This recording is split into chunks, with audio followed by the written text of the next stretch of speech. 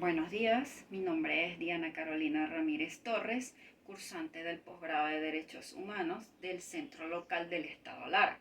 El día de hoy les estaré conversando sobre la evolución histórica de los derechos humanos, sus generaciones y desafíos o retos en la actualidad, con la finalidad de educar, transmitir ideas o conocimientos y facilitar el aprendizaje.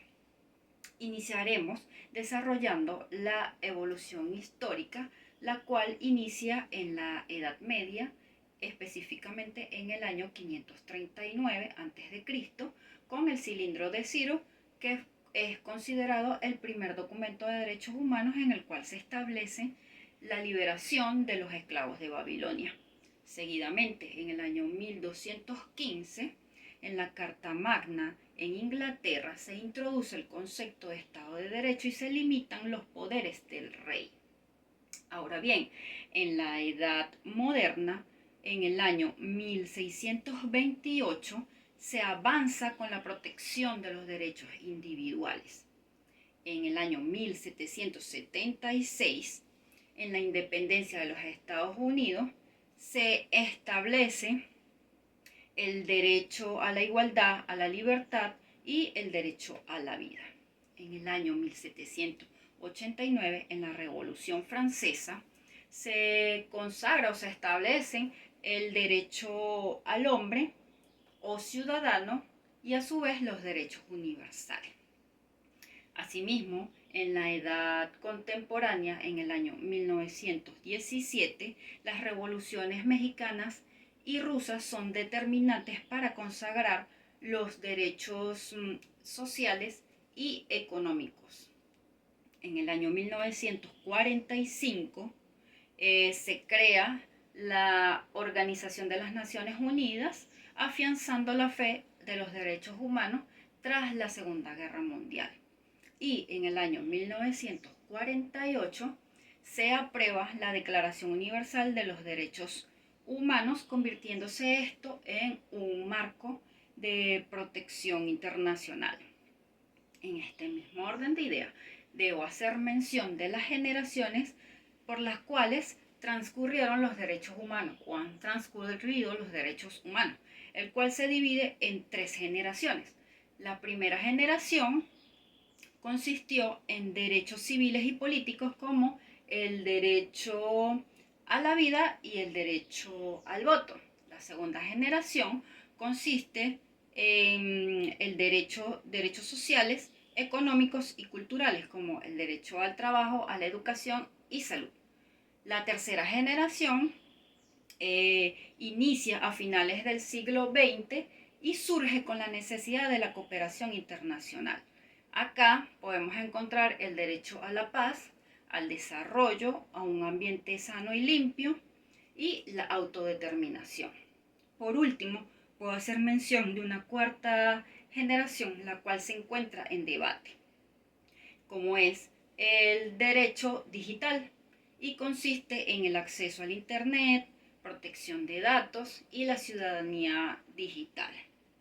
Concatenado a todo esto, debo mencionar los desafíos o retos a los cuales se enfrentan los derechos humanos, y uno de los principales es la interpretación de los mismos con motivos institucionales o conceptuales. Hablamos de los institucionales cuando hay una dificultad de asegurar que los estados desarrollen sistemas legales que se acorden o se acoplen a los derechos humanos. Los conceptuales tienen que ver con las diversas discusiones con respecto a los fundamentos y contenido de los derechos humanos. Uno de los principales fundamentos que nos ayuda a comprender el problema de la interpretación de los derechos humanos son las dimensiones ontológicas, epistemológicas o sociojurídicas. La dimensión ontológica se refiere a la existencia de los derechos humanos, el concepto, categorías, leyes. La dimensión epistemológica se refiere a la creencia que tiene el sujeto en cuanto a los derechos humanos. Y La sociojurídica no es más que la formulación escrita y la interpretación de los derechos humanos.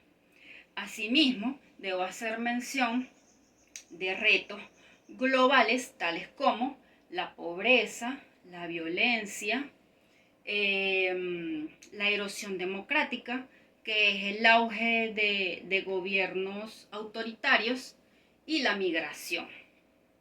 Aunado a esto, también debo hacer mención de desafíos estructurales, tales como la corrupción, que son debilidades institucionales, las perspectivas de género, que son la violencia hacia la mujer o a grupos vulnerables como los indígenas, y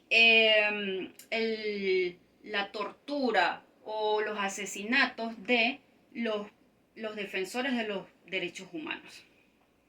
Por último, debo acotar los, los desafíos con respecto a los derechos emergentes, tales como el derecho digital, que lo mencioné anteriormente, el neuroderecho, que es la protección íntegra del cerebro o de la forma mental, y la bioética, que es la protección íntegra de la humanidad.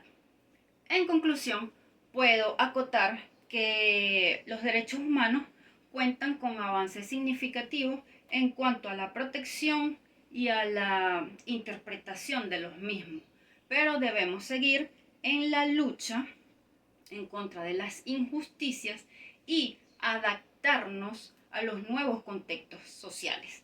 Muchísimas gracias.